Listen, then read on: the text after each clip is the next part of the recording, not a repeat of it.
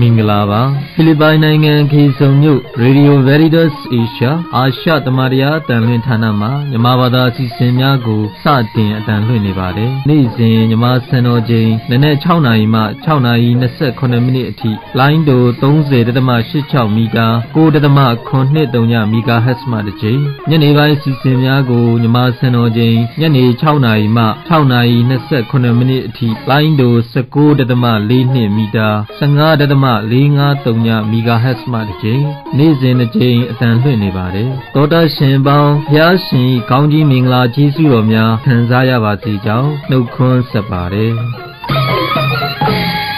သောတာရှင်ပေါင်းမင်္ဂလာပါ Radio Veritas Asia မြန်မာဘာသာအစီအစဉ်မှာတနင်္ဂနွေနေ့အစီအစဉ်များအတွက်ဓမ္မတိနဲ့တတမြင်ကဏ္ဍအဖြစ်ကျမစစ်စစ်စီစီလျာစံယူမော်ကနေအစပြုတင်ဆက်ပေးသွားပါမယ်ရှင်သောတာရှင်များရှင်တခါကလူတစ်ယောက်ဟာဖျောင်းတိုင်ငယ်လေးတိုင်ကိုယူကမင်းကြီးပြီးမိအိမ်လေးထဲမှာထဲကွေ့ကောက်နေတဲ့လှေကားအတိုင်းအပေါ်ကိုတက်သွားပါတယ်။ဒါနဲ့ဖျောင်းတိုင်လေးကတိကျင်စောနဲ့ကျွန်တော်တို့ဘယ်ကိုသွားမှလဲလို့မေးလိုက်ပါတယ်။ဒီအခါမှာမိအိမ်လေးကိုတင်လာတဲ့အဲ့ဒီပုဂ္ဂိုလ်ကငါတို့ခိုးအိမ်ထက်မြင့်တဲ့နေရာကိုသွားပြီးပင်လယ်ထဲမှာတွာလာကြတဲ့သင်္ဘောကြီးတွေကိုလမ်းပြမလို့လေလို့ပြန်ဖြေလိုက်ပါတယ်။ဒီအခါမှာဖျောင်းတိုင်လေးကဟိုးကျွန်တော်ကငယ်ငယ်လေးမိအလင်းရောင်ကလည်းဒီလောက်ရှိတာမဟုတ်ဘူးဘယ်လိုလုပ်ပြီးကျယ်ဝန်းတဲ့ပင်လယ်ထဲမှာသွားလာနေတဲ့တင်းမောကြီးကိုအလင်းပေးလမ်းပြနိုင်မှလဲဗျလို့ပြောလိုက်ပါတယ်ဒီခါမှာတော့မိအိမ်ရှင်ကအေးဟုတ်ပါတယ်မင်းရဲ့အလင်းရောင်ကတိတ်ငယ်တယ်ဆိုတာမှန်ပါတယ်မင်းလင်းနိုင်တဲ့အတိုင်းတာကောင်းကောင်းလင်းပြီးတာလိုက်လာခဲ့ကြံတာငါရဲ့လက်ထဲမှာသာထားစမ်းပါကွာလို့ပြန်ပြောလိုက်ပါတယ်ဒီလိုနဲ့ခြေလက်ပေါင်းများစွာလှမ်းပြီးတက်လာလိုက်ကြတာနောက်ဆုံးတော့လေကားထိပ်ဟိုးအပေါ်အမြင့်မှာတင်ထားတဲ့မိအိမ်ကြီးစီကိုရောက်ရှိသွားပါတော့တယ်ဒီအခါမှာတော့စီမီကွက်ပိုင်ရှင်ကနေသူယူလာတဲ့ဖျောင်းတိုင်လေးကိုယူပြီးစီမီကွက်အကြီးကြီးကိုမီးကူးပေးလိုက်ပါတယ်ဝင်းကျင်တစ်ခုလုံးထိန်လင်းသွားပြီးကျယ်ဝန်းလာတဲ့ပင်လယ်ပြင်အတွင်းသွားလာခရီးနေကြတဲ့တင်မောကြီးတွေကိုလမ်းပြအလင်းပေးနိုင်ခဲ့ပါတယ်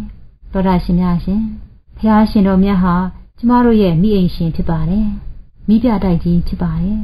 ကျမတို့ဟာဖျားရှင်ရဲ့မိစာလေးတွေပဲဖြစ်ပါတယ်။ကျမတို့ရဲ့တာဝန်ဖြစ်တဲ့မိမိစွမ်းအားရှိသလောက်တောင်းလောင်ဖို့ဆိုတာနဲ့အဲ့ဒီတောင်းလောင်ခြင်းကိုမငြိမ့်မသေးထိမ့်သိမ့်ဖို့ကကျမတို့ရဲ့တာဝန်ပဲဖြစ်ပါတယ်။ကျမတို့ရဲ့ကျိုးတရားမှုအစွမ်းတွေကတော့ဖျားရှင်တော်မြတ်ရဲ့လက်တော်ထဲမှာပဲဖြစ်ပါတယ်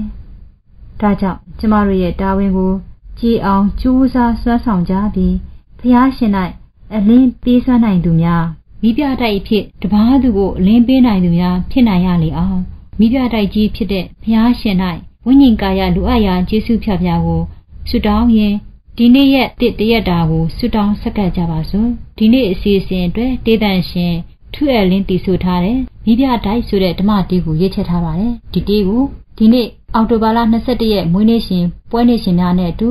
နားဆင်နေကြတဲ့သောတာရှင်တူတယောက်ချင်းစီတိုင်းအတွက်တင်ဆက်ပေးလိုက်ပါတယ်ရှင်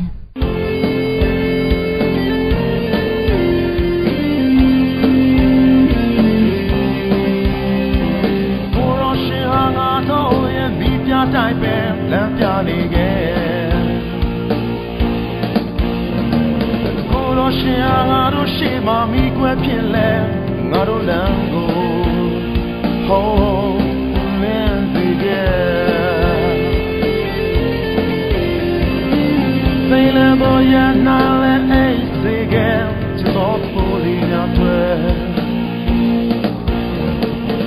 ဘေးတို့ကမတန်အောင်ပို့တွဲကာကွယ်ပြီးခဲ့သူအလုံးတွေဟိုးတွေထွေးစီခဲ့ဆိုတော့တော့ခါတော့တွေ့ရတယ်မှာကိုရောဒီတော့ပဲမှာကာကွယ်ပြီးတာကိုရောကိုယုံကြည်သူသားမိရိုင်းကကိုရောကိုမိထားမလားစိတ်လည်းကိုရနိုင်လဲအိတ်စေခဲ့ချစ်တော်ဖူးလေးများတွေဘေးတို့ကောင်းကြရောကိုကျွဲကာကွယ်ပြီးခဲ့သူအလုံးတွေဟောထွေးစီခဲ့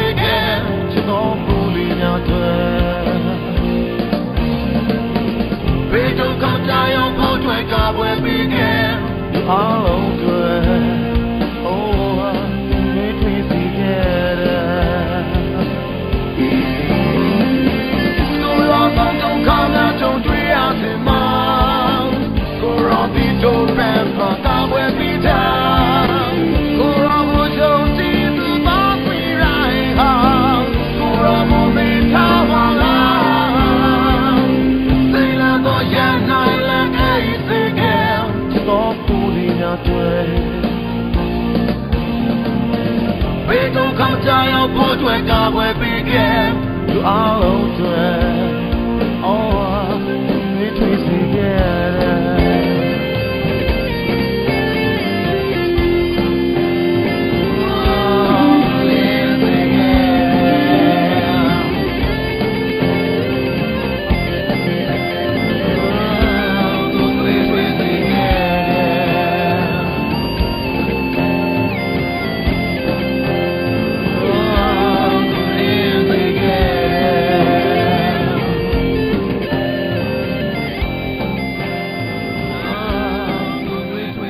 ပြန်ပွားရေးတနုံးငနေနေရှင်မာကူဧဝံဂေလိကျမ်းအခန်းကြီး30အခန်းငယ်35မှ45တိုင်ထို့နောက်ဇေဗေဒဲဦး၏သားများဖြစ်ကြသောယာကုပ်နှင့်ယောဟန်တို့သည်အထံတော်သို့ချဉ်ကပ်ကြ၍ဆရာသခင်တပည့်တော်တို့တောင်းခံရာမှန်သမျှကိုပေးသနာစေလိုပါသည်ဟုကိုရောအားလျှောက်ကြ၏ကိုရောကလည်းသင်တို့အဖို့ငါအားမိသည့်အရာကိုပြုစေလိုသနည်းဟုသူတို့အားမေးတော်မူ၏ထိုအခါသူတို့ကတပည့်တော်တို့နှစ်ဦးအားကိုရောဤဘုံကုံတော်၌လက်ရာဘက်တွင်တယောက်လက်ဝဲဘက်တွင်တယောက်ထိုင်ရသောအခွင့်ကိုပေးတော်မူပါဟုလျှောက်ထားကြ၏သို့သောယေရှုကသင်တို့တောင်းသောအရာကိုသင်တို့မသိကြငါတောက်လက်တန့်သောခွက်ကိုသင်တို့တောက်နိုင်ကြမည်လောသို့မဟုတ်ငါခံယူသောစေကြောခြင်းကိုသင်တို့ခံယူနိုင်ကြမည်လောဟုမေးတော်မူသောအခါသူတို့ကတပည့်တော်တို့တတ်နိုင်ပါ၏ဟုပြန်လျှောက်ကြ၏ယေရှုကလည်းငါတောက်လက်တန့်သောခွက်ကိုသင်တို့တောက်ကြရလိမ့်မည်ငါခံယူသောစေကြောခြင်းကိုလည်းသင်တို့ခံယူကြရလိမ့်မည်မှန်၏သို့သော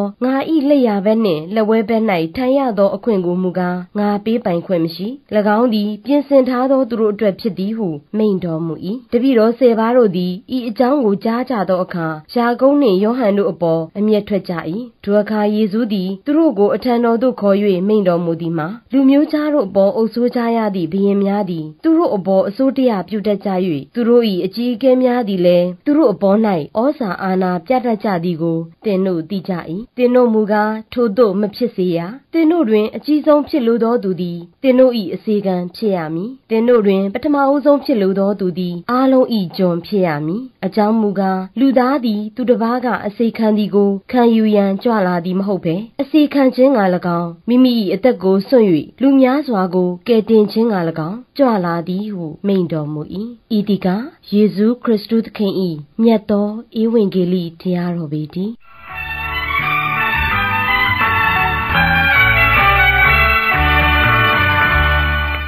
ညီကိုမောင်နှမအပေါင်းတို့ငါဟာဘဝမှာအောင်မြင်တဲ့သူဆိုတာကိုကိုဘယ်လိုအဓိပ္ပာယ်သတ်မှတ်တယ်လဲပိုက်ဆံအများကြီးရှိတာကိုဘဝမှာအောင်မြင်ခြင်းဖြစ်သတ်မှတ်တာလားဒါမှမဟုတ်ရင်လေငွေရှိတာထက်အနည်းငယ်ပိုပြီးတော့ကျေပြန့်တဲ့အရာကိုအောင်မြင်မှုအဖြစ်နဲ့ခံယူတာလားပါရီလဲဆိုရင်တယောက်နဲ့တယောက်မေတ္တာတရားရှိကြတဲ့လူမှုဆက်ဆံရေးရှိခြင်းသားသမီးတွေရဲ့ယုံကြည်လေးစားမှုကိုရရှိခြင်းငြိမ်းငြိမ်းချမ်းချမ်းနေထိုင်စားတောက်ရခြင်းတမာတိတိတ်ခါရှိရှိကျင့်ကြံနေနိုင်ခြင်းကိုတန်ဖိုးထားမြတ်နိုးနိုင်ခြင်းကျမ်းမာမာနေရခြင်းမိသားစုတွေမှာမိတ်ဆွေအပေါင်းအသင်းတွေအကြားမှာတယောက်နဲ့တယောက်စီစီလုံးလုံးဂရုစိုက်ပေးကြတဲ့ဆက်ဆံရေးရှိခြင်းဒါတွေမိမိမှာရှိနေတဲ့အတွက်ကြောင့်မို့ဘဝမှာမိမိဟာအောင်မြင်တဲ့သူတစ်ယောက်အဖြစ်နဲ့ခံယူရလားဒီအရာတွေအားလုံးကကောင်းတဲ့အရာတွေဖြစ်ပါတယ်ဒါပေမဲ့အောင်မြင်ခြင်းရဲ့အဓိပ္ပာယ်မပြည့်စုံသေးတာလေးပဲပြဿနာဖြစ်ပါတယ်ဒီမှာစစ်မှန်တဲ့အောင်မြင်ခြင်းရဲ့တကယ့်အဓိကအရာတစ်ခု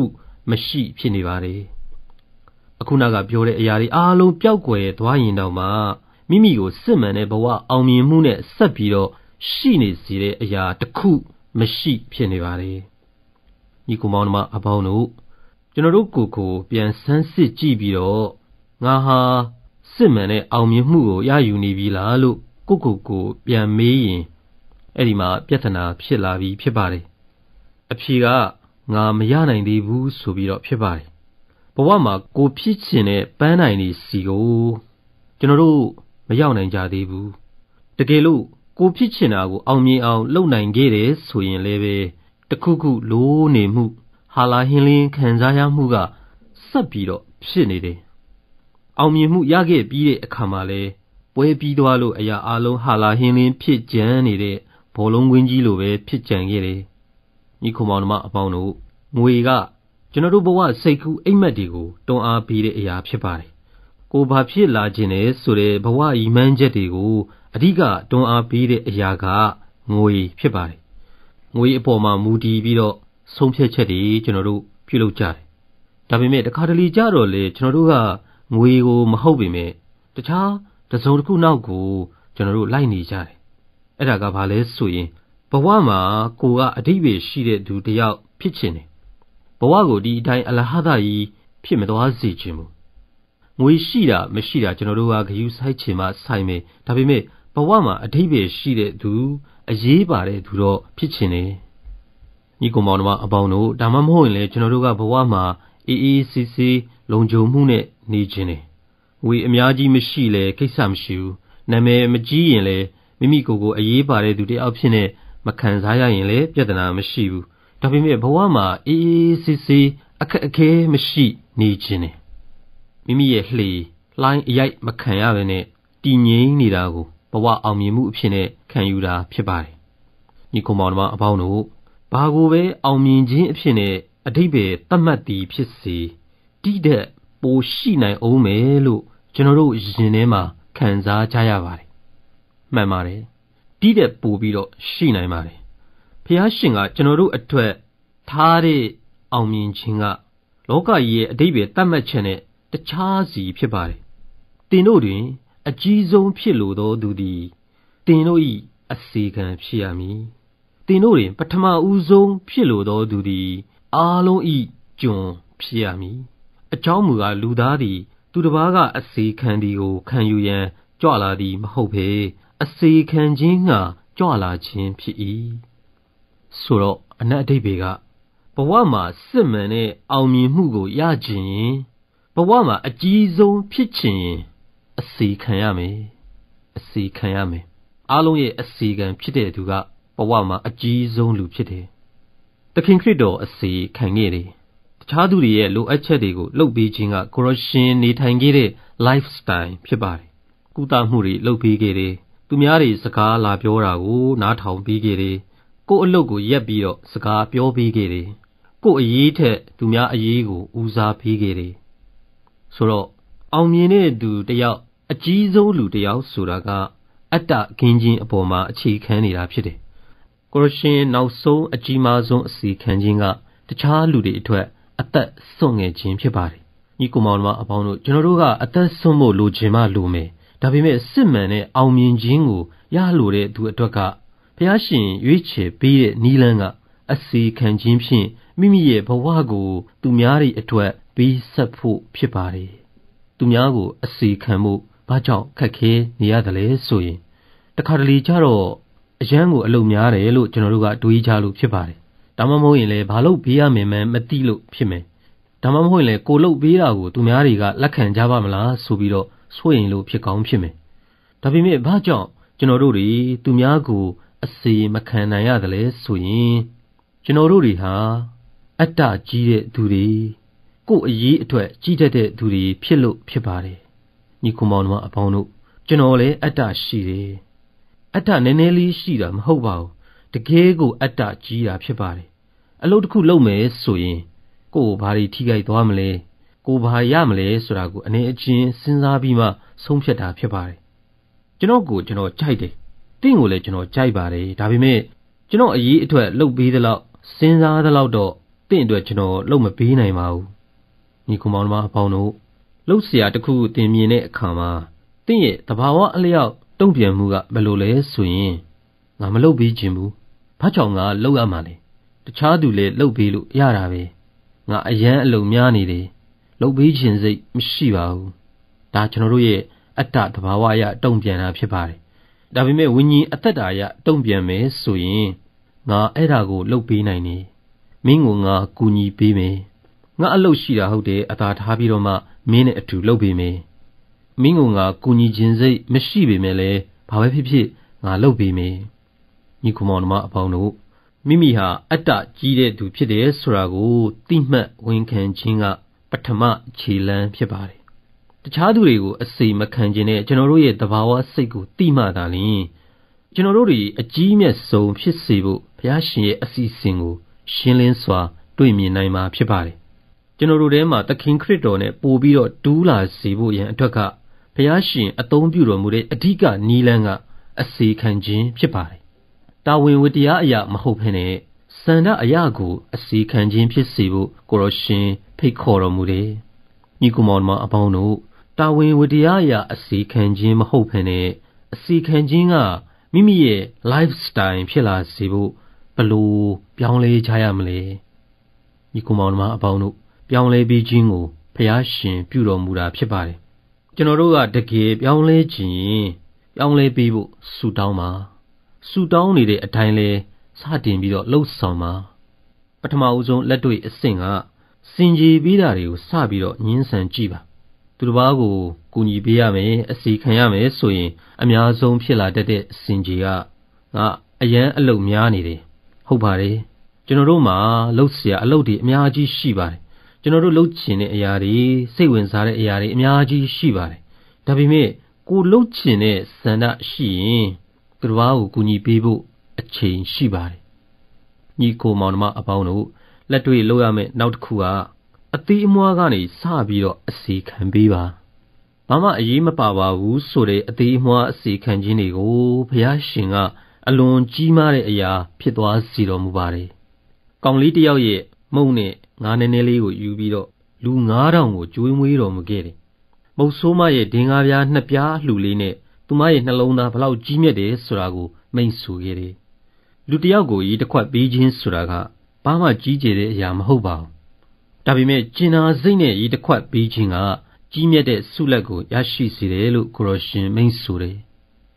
အကြီးကြီးတွေလုံမှကောင်းတယ်လို့စဉ်းစားကြတဲ့အခါမှာအသေးမွှားလေးတွေကိုလှုပ်ဖို့ဝင်လေတတ်ကြပါတယ်ညီကောင်မောင်တို့အပေါင်းတို့နောက်တစ်ချက်ကအစီခံခြင်းပြုတဲ့အခါမှာတခြားသူတွေနဲ့အတူတွဲပြီးတော့လှုပ်ဖို့ဖြစ်ပါတယ်ကိုရရှင်ကတပည့်တော်12ပါးကိုခေါ်ပြီးတော့2ယောက်ချင်းစီစေလွတ်တော်မူခဲ့တယ်ကျွန်တော်တို့တွေအတူတကွအစီခံရတဲ့အခါမှာပို့ပြီးတော့ဂျင်းနဲ့ပြေဝမှုဝမ်းမြောက်မှုကိုရရှိခံစားရပါတယ်နောက်တစ်ချက်ကကိုဘာလို့ပေးနိုင်မလဲဆိုတာကိုအမြဲတမ်းရှာဖွေနေရမှာဖြစ်ပါတယ်ဥပမာကျွန်တော်ကကလေးလေးတွေကိုပြုစုထိန်းသိမ်းပေးရတဲ့အစီကအမှုကိုလုပ်မယ်လို့စဉ်းစားထားတယ်ဒါပေမဲ့ကလေးနှက်ချီးမြစ်ပေးရတာကလေးအီးကျုံးပေးရတာကိုတကယ်မုန်းနေဆိုရင်တင်လုံနိုင်မဲ့တခြားအခွင့်အလမ်းကိုလိုက်ရှာရမှာဖြစ်ပါတယ်သာသနာအုပ်စုမှာစေကျော်သက်အရွယ်လူငယ်လေးတွေကိုကူညီမယ်ဆိုတဲ့ဆန္ဒရှိတယ်ဒါပေမဲ့သူတို့ဘောမှာကိုကသမီးသားလို့သဘောထားပြီးတော့ဆက်ဆံလာပြီးဆိုရင်ဒါတေချာပေါက်နောက်အစီခံခြင်းအမှုကိုလိုက်ရှာတော့မှာဖြစ်ပါတယ်ဘယ်တော့မှအလျှော့မပေးပါနဲ့တင်ကူညီပေးနိုင်တဲ့တခြားအခွင့်အရေးတွေကိုလိုက်ရှာရမှာဖြစ်ပါတယ်ညီကောင်မောင်တို့အပေါင်းတို့နောက်အရေးကြီးတဲ့အချက်တစ်ချက်ကသူများတွေကိုအစီခံကူညီတဲ့အခါမှာလှုပ်ပေးစရာတွေကအများကြီးပိုပြီးတော့ရှိလာနေအောင်မှာပဲဖြစ်ပါတယ်လူတွေမှာကအမြဲတမ်းအကူအညီဆိုတာလိုးနေမှာပဲဖြစ်တာကြောင့်မို့တင်လှုပ်ပေးနိုင်မဲ့အခွင့်အလမ်းတွေကလည်းဘယ်တော့မှကုန်သွားတယ်ဆိုတာရှိမှာမဟုတ်ပါဘူးဒါကြောင့်ဒီမှာအန္တရာယ်ရှိလာတယ်ရှိသမျှလူတွေအားလုံးကိုလိုက်ပြီးတော့အချိန်ပြည့်ကူညီမနေဖို့ဖြစ်ပါတယ်ရက်ထားရမယ့်အချိန်အနားယူရမယ့်အချိန်ဆိုတာရှိပါတယ်သခင်ခရစ်တော်ကိုရိုရိုင်းတော်မှဘဝမှာအကန့်အသတ်ဘောင်ထားပါတယ်နိုးဆိုပြီးတော့ဘယ်အချိန်မှပြောရမယ်ဆိုတာကိုကိုရရှင်သိတော်မူခဲ့တယ်လူတွေကသူတို့ရဲ့မြို့ရွာတွေမှာဆက်ပြီးတော့နေဖို့ကိုရရှင်ကိုတောင်းဆိုပေမဲ့ကိုရရှင်ထွက်သွားခဲ့တယ်တပါးရဲ့တီးတဲ့နေရမယ့်အချိန်ဆိုတာရှိခဲ့ပါတယ်ညီကောင်မောင်တို့အပေါင်းတို့အစီခံခြင်းကူညီခြင်းဆိုတာအလုပ်လုပ်ခြင်းဖြစ်ပါတယ်ဒီအထဲမှာလူသားတွေပါဝင်တာကြောင့်မို့တခါတရံမှာတကယ်ကိုခက်ခဲနိုင်ပါတယ်ခါတလေမှာနားလည်မှုအလွဲခံရတာတွေအတိမတ်ပြုမခံရတာတွေတန်မိုးထားမခံရတာတွေရှိမှဖြစ်ပါတယ်လူတွေကအကူအညီကိုလိုချင်ကြပါတယ်ဒါပေမဲ့သူတို့ဖြစ်စေခြင်းတဲ့အတိုင်းလိုချင်ကြတာဖြစ်တယ်ဒါပေမဲ့တင်ကအဲ့ဒီလိုလုပ်မပေးနိုင်ဘူးဒါမှမဟုတ်ရင်လည်းလုပ်မပေးနိုင်ဘူးလို့မပြောနိုင်ဘူးဖြစ်နေတင်ဘလောက်ပဲကြိုးစားလုပ်ပေးအခြေအနေထူးလာအောင်ဘာမှဖြစ်မလာစေတဲ့အချိန်မျိုးတွေလည်းကြုံရမှာဖြစ်ပါတယ်ညီကောင်မောင်တို့အပေါင်းတို့သူများကိုအစီခံခြင်းကူညီခြင်းကတကယ်ကိုဟိုးအောက်ကိုရောက်တဲ့အထိနာကျင်ခံစားရတဲ့အချိန်တွေလည်းကြုံရပါတယ်သူတစ်ပါးကိုအစီခံခြင်းကကိုရောရှင်ကိုလဝါကတိုင်စီတို့ပို့ဆောင်ခဲ့တာဖြစ်ပါတယ်တပည့်တော်ကြီးတွေကိုနှစ်ပါးစီဆေလွတ်လိုက်တဲ့အခါမှာသူတို့တွေအစီခံခြင်းအလုပ်ကိုအောင်မြင်စွာနဲ့ဝမ်းမြောက်စွာနဲ့လုပ်ပြီးတော့ပြန်လာခဲ့ကြတယ်ဒီကနေ့ခေတ်ခေါင်းဆောင်တွေလို့ဆိုရင်တပည့်တော်ကြီးတွေအောင်မြင်နေတဲ့အခွင့်အရေးကိုအသုံးချပြီးတော့သူတို့ကိုပို့ပြီးတော့တွန်းအားပေးအလုပ်လုပ်ခိုင်းမှာဖြစ်ပါတယ် ဒါပေမဲ့အောင်မြင်ပြီးတော့စိတ်အားတက်ကြွစွာနဲ့ပြန်လာကြတဲ့တပည့်တော်ကြီးတွေကိုကိုရရှင်ဘယ်လိုမိန့်ဆိုခဲ့တယ်လဲဆိုရင်လူသူကင်းဝေးရာအရက်တို့တခြားလူများမပါပဲသွားကြ၍ခိတ္တအနားယူကြလော့အဲဒီနောက်မှာသူတို့တွေလှေတစ်စီးနဲ့လူသူကင်းဝေးရာအရက်ကိုထွက်ခွာခဲ့ကြညီကိုမောင်နှမအပေါင်းတို့အကူအညီကိုလိုအပ်နေတဲ့သူတွေကကျွန်တော်တို့အနားမှာအမြဲရှိနေမှာပဲဖြစ်ပါတယ်အစီခံတိုင်းအကူအညီပေးနိုင်တဲ့အခွင့်အလမ်းတွေအများကြီးရှိနေအောင်မှာဖြစ်ပါတယ်ခိတ္တခဏနဲ့ပင်ပန်းသွားတာမျိုးကိုရရှင်မဖြစ်စေချင်သူများတွေကိုကူညီတဲ့အခါမှာကိုယ့်ရဲ့ကိုယ်တိုင်ဝိညာဉ်အသက်တာရှင်သန်မှုနဲ့ကိုယ့်ဘဝဖွံ့ဖြိုးတိုးတက်မှုကိုရင်းပြီးတော့အရှုံးခံပြီးတော့လုပ်ရတာမျိုးမဖြစ်စေချင်ဘူးအစီခံခြင်းကကျွန်တော်တို့ရဲ့ယုံကြည်ခြင်းကိုအဟန့်အတားမဖြစ်စေရဘူးကျွန်တော်တို့ရဲ့ယုံကြည်ခြင်းကိုပို့ပြီးတော့ရှင်သန်တိုးပွားလာစေရမှာဖြစ်ပါတယ်ညီကိုမောင်နှမအပေါင်းတို့ဒီတစ်ပတ်တနင်္ဂနွေနေ့က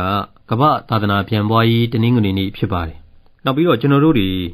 ဧဝံဂေလိတရားတော်အသစ်တဖန်ပြန်လဲဟောကြားခြင်းဥတီချက်နဲ့ Year of Faith ယုံကြည်ခြင်းအထူးနှစ်ကို2013ခုနှစ်နိုဝင်ဘာလအထိကျင်းပနေကြမှာဖြစ်ပါတယ်ညီကိုမောင်နှမအပေါင်းတို့ထာဝရအသက်အကြောင်းကိုခွင့်လို့ခံရခြင်းဧဝံဂေလိသတင်းကောင်းကိုငန်းလင့်နေကြတဲ့လူသားတွေအများကြီးရှိနေပါတယ်သူတစ်ပါးကိုကူညီခြင်းအစီခံခြင်းမှာအရေးကြီးဆုံးကသူတို့ရဲ့ဝိညာဉ်ကယ်တင်ခြင်းအတွက်ဂရုစိုက်ပေးခြင်းကအကြီးမားဆုံးသောအစီခံခြင်းဖြစ်ပါတယ်။ဒါကြောင့်နှုတ်အားဖြင့်သက်သေခံဝေမျှခြင်းဖြင့်ရော faith in action မိမိရဲ့ယုံကြည်ခြင်းကိုလက်တွေ့အပြုမှုဖြင့်အစီခံခြင်းဖြင့်ရောကြီးမြတ်သောသူများဖြစ်ကြရအောင်ကြိုးစားကြပါစို့။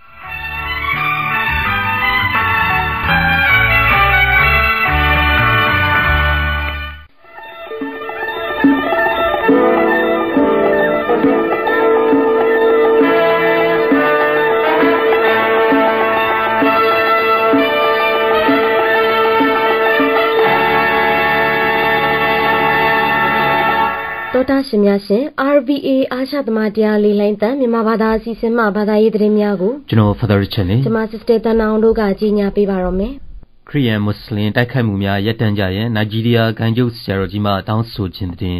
နိုင်ဂျီးရီးယားနိုင်ငံတွင်ပြီးခဲ့သည့်လများတွင်ဖြစ်ပွားခဲ့သည့်ဘာသာရေးအကြမ်းဖက်မှုများသည်ခရစ်ယာန်နှင့်အစ္စလမ်ဘာသာနှစ်ခုစလုံး၏ယုံကြည်ရာချက်များကိုထိခိုက်ခြင်းဖြစ်သည်ဟုနိုင်ဂျီးရီးယားနိုင်ငံကက်သလစ်ဆရာတော်ကြီးများအဖွဲ့ချုပ်၏ဥက္ကဋ္ဌကတနိုင်ငံလုံးသို့ရေဒီယိုမှမိန့်ခွန်းပြောကြားခဲ့ပါသည်ဂျော့စ်မြို့မှာဂိုင်းကျုပ်ဆရာတော်ကြီး Ignatius Kagiyama ကအစ္စလမ်ဘာသာနှင့်ခရစ်ယာန်ဘာသာအတူငြိမ်းချမ်းစွာရှင်တွဲတည်ရှိကြရန်တောင်းဆိုခဲ့ပါသည်။ဂိုင်းကနအကြမ်းဖက်မှုများရပ်တန့်ပေးရန်တောင်းဆိုရင်းဖြင့်ခရစ်ယာန်များနှင့်မွတ်စလင်များကြားအတူတကွလက်တွဲခဲ့ကြသည့်မြောက်များစွာသောသာဓကများကိုပြန်လည်ပြောကြားပြီးကလက်ရှိဖြစ်ပွားနေသည့်သွေးထွက်တန်ရုံဖြစ်မှုများရပ်တန့်စေရန်နှစ်ဖက်အပြန်အလှန်ခြေလှမ်းများဖြင့်ဆောင်ရွက်ကြဖို့ဂိုင်းကျုပ်ဆရာတော်ကြီးမှတောင်းဆိုခဲ့ပါသည်။ခရစ်ယာန်ရွာတရွာဝင်ရောက်အကြမ်းဖက်တိုက်ခိုက်ခံခဲ့ရပြီးလူအယောက်30အသက်ခံခဲ့ရခြင်းအစိုးရစစ်တပ်နှင့်ဘိုကိုဟာရန်အကြမ်းဖက်အုပ်စုကြားရင်ဆိုင်တိုက်ပွဲ၌နောက်ထပ်လူ24ယောက်သေဆုံးခဲ့ရပြီးဂိုင်းကျုပ်ဆရာတော်ကြီးမှယခုကဲ့သို့တနိုင်ငံလုံးသို့ရေဒီယိုမှမိန့်ခွန်းပြောကြားခဲ့ခြင်းဖြစ်ကြောင်း CWN သတင်းရသိရှိရပါသည်စီးရီးယားဆရာတော်ကြီးများကပျက်စီးယူရင်းသည့်မြို့တော်ကြီးအတွက်ကြေကွဲကြခြင်းတဲ့ပျက်စီးဆုံးရှုံးမှုများစွာဖြစ်ပြီးအလွန်ကြေခွဲပွဲမြို့တော်ဟုဆိုကာစီးရီးယားအလက်ပိုမှဆရာတော်ကြီးအန်တိုင်အော်ဒိုကဗြိတိရှပါလီမန်သို့ဖော်ထုတ်ပြောဆိုခဲ့ပါသည်ပြင်းထန်သည့်ပြည်တွင်းစစ်ကြောင့်အန္တရာယ်များရှိတော်လဲထိုဒေသရှိယုံကြည်သူသားသမီးများကိုခွန်အားဖြစ်စေရန်အလက်ပိုတွင်ဆက်လက်ရှိနေမည်ဟုချယ်လ်ဒီယန်ကက်သလစ်ဆရာတော်ကြီးကဆုံးဖြတ်ခဲ့ကြောင်း၎င်းကဆက်လက်ပြောသည်မှာပြည်သူများအားငယ်စိတ်နှင့်ကြံခဲ့မိကိုစိုးရိမ်သဖြင့်ပုပ်ရဟန်းမင်းကြီးဘနက်ဒီအလဲပတ်ကြွရောက်စဉ်က၎င်းအနေနဲ့လက်ဘနွန်သို့ခီးထွက်ခြင်းမပြုခဲ့ကြောင်းဒီနေ့စီးရီးယားဟာအီရတ်လိုပဲဖြစ်လာနိုင်တယ်ဟုဆရာတော်ကြီးအော်ဒိုကသတိပေးရင်းဆိုသည်မှာစိန်ပေါဤသာသနာပြုခီးစဉ်ခြေရာကိုပြန်ကြည့်ပြီးအထူးသဖြင့်စီးရီးယား၌ခရစ်ယာန်ဘာသာနှစ်ရှည်စွာဆောင်ယူလာနိုင်ခဲ့သည့်တမိုင်းကြောင့်အီရတ်ကဲ့သို့ဖြစ်နိုင်တယ်ဆိုတဲ့အဖြေကပြည်သူများအတွက်ကြေကွဲစရာရုတ်တရက်ဘေးဆိုးကဲ့သို့ဖြစ်နိုင်သည်ဟုဆရာတော်ကြီးအော်ဒိုကပြောကြားသွားပါကြောင်း CWN သတင်းအရသိရပါသည်